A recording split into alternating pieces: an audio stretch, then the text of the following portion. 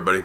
So I would like to take a few minutes out of your day and talk to you about the Orlando, Florida shooting that happened at the LGBT nightclub. Now, to begin with, I want to say that my condolences go out to the family and friends of the victims there that were brutally murdered by a madman. We find too often that when tragedies like this happen, the only time they get politicized is when it comes to a firearm. When the madman, or in this case, well, I guess still a madman, when they use a gun. And unfortunately, the bodies usually aren't even cold yet before guys like Barack Obama, and in this case, like Bernie Sanders, he put out a tweet saying that this underscores the reason for gun control, and so on. Unfortunately, the bodies usually aren't even cold yet before they start politicizing it and talking about gun control. And that's unfortunate that we live in a place like that, and they should be ashamed of themselves. Instead of trying to do something constructive, they, as usual, stand on the graves, or in this case, the still warm corpses of victims, in order to further a political agenda. So what do we know about the shooting in Orlando, Florida? Well, I have a few things up here, and the man's name was Omar Mateen, otherwise known as Muzzy McGoatfucker, 29 years old, Afghani. He was a U.S. citizen, born to Afghan parents, though. And says here that Mateen had committed himself to ISIS before carrying out the bloodiest mass murder in U.S. history at an LGBT nightclub in Orlando on Sunday, saying federal officials. So we have a Muslim, a tolerant Muslim, by the way, gunning down 50 people, injuring more, at an LGBT nightclub. And from all accounts that I've been told, he had an AR-style rifle, and he had a Glock, and possibly a bomb vest, and or some sort of a bomb belt, but that malfunctioned. There are also reports of a similar incident that ended up getting stopped by police before the guy got to carry it out at a gay pride parade or event in Los Angeles or New York. I can't remember which one, so don't quote me on that. But it was one of the two. So what we have here is we have the people of this most tolerant religion going out and committing the bloodiest and worst mass murder in U.S. history, and the liberal left can't help it but politicize it. So I'd like to take a minute and go over some gun control facts, because they're of course talking about gun control. I'd like to go over some gun control facts, and I'd like to go over some myths that you will probably hear about gun control in the coming days, weeks, and even months, because you know how these people never let shit go. First of all, Mateen passed the federal background check for purchasing these firearms. They were legally purchased, and he went through a 3-day waiting period for the pistol, because Florida law requires it. Also, he went through the background check and things of that nature to have a armed guard card license. He was an armed guard, as well as lawfully owning the firearms. How much more background, or how much more gun control do you need? Multiple background checks, plus a waiting period, and he still did what he did. What this does, Bernie Sanders, does not underscore the need for gun control, what this does is underscore the fact that your gun laws do little to nothing to prevent crime. They never have, and there's not a statistic out there that shows that it does. For instance, I'll talk about one right here. Fact: 59% of the burglaries in Britain, which, as we all know, Britain has really tough gun control laws, are what's called hot burglaries, which are burglaries committed while the home is occupied. By contrast, the U.S., with more lenient gun control laws, obviously, has a hot burglary rate of only 13%. Now, why do you think that is? Why do you think that is? Well, I think that's because criminals that are sitting in prison have said on more than one occasion, and the vast majority of them have said, and this is a fact, that had they known that the people they victimized had a gun, they wouldn't have committed the crime, at least on that individual. That right there is proof enough that private ownership of firearms and the ability to carry firearms does, in fact, deter crime. Another one is guns prevent an estimated 2.5 million crimes per year, 6,849 every day.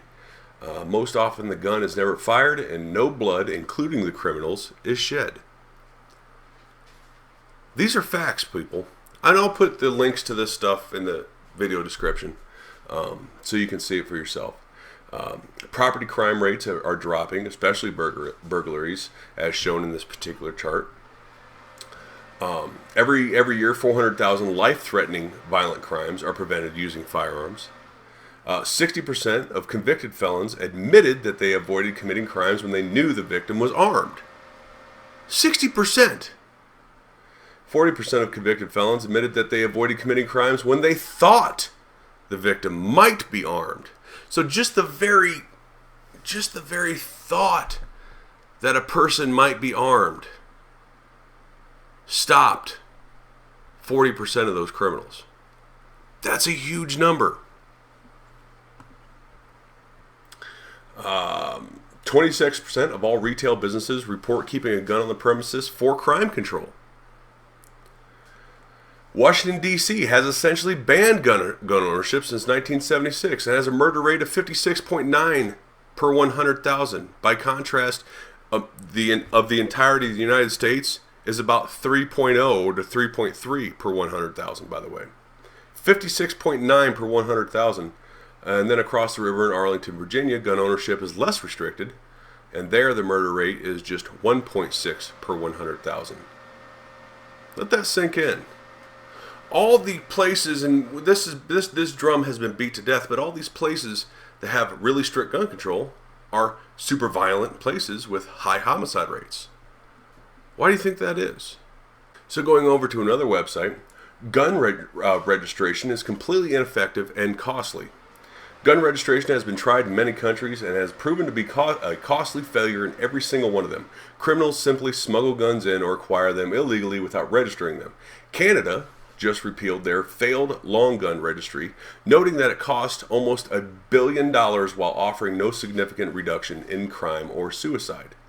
In 2002, Canada's Auditor General released a report saying the initial cost estimates of 2 million Canadian had increased to 1 billion as the government tried to register the estimated 15 million guns owned by Canada's 34 million residents. And here, according to the CDC, no proof that gun laws reduce violence. A sweeping federal review of the nation's gun control laws, including mandatory waiting periods and bans on certain weapons, found no proof such measures reduce firearm violence. The review was conducted by a task force of scientists appointed by the Centers for Disease Control and Prevention. Gun control does not work, people. You look at places like, as I said earlier, the United States has a gun homicide rate of about 3.3 per 100,000 people. Brazil, where private ownership of firearms is either very highly regulated to nearly banned, has a gun homicide rate of 18.1 per 100,000 people. What does that tell you? The United States is by far not even in the top 5 countries in the world that has the highest gun homicide rate. And of those in the top 5 and even the top 10 have very, very strict gun control laws. Why? Because bad guys don't care about your stupid laws. The fact is, people, gun control does not work. The only thing that gun control does is makes it harder and more costly for the good people to obtain a firearm to protect themselves from the bad people who didn't follow your law, who were able to get their guns cheaper, quicker, and faster, and easier. Criminals are able to get guns easier than law-abiding citizens. Explain to me how that makes me safer. Now, if that's not good enough, I've got a couple more facts for you, and you can look up the rest for yourself, like I said, with the description or with the links in the description. 90% of all violent crimes are done without a firearm.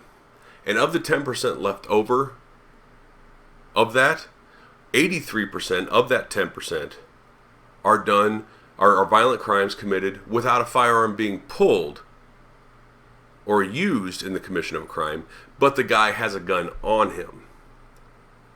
So 90% of all violent crimes are not done with a firearm, and of the 10% left over, 83%, the gun's not even used. It just happens to be on the guy. Less than 1% of all legally obtained firearms in the United States will ever be used in a commission of a crime. And that's based on historical studies of how crime is committed with lawfully owned guns. The majority of gun crime and gun homicides done in the United States is done with illegally obtained firearms by people like gangbangers and people of that nature. But yet you want to make it harder, again, for people like me to obtain a firearm. Guns are inanimate objects. They don't get up and shoot anybody by themselves, just like a car doesn't drink and drive by itself. Just like a hammer doesn't beat somebody to death by itself. Just like cholesterol doesn't eat itself and cause heart disease and heart attacks. It takes somebody to do these things. And those are that's where the focus needs to be, are those somebodies. The problem is you can't regulate crazy. You can't legislate crazy. You take this guy, what's his name?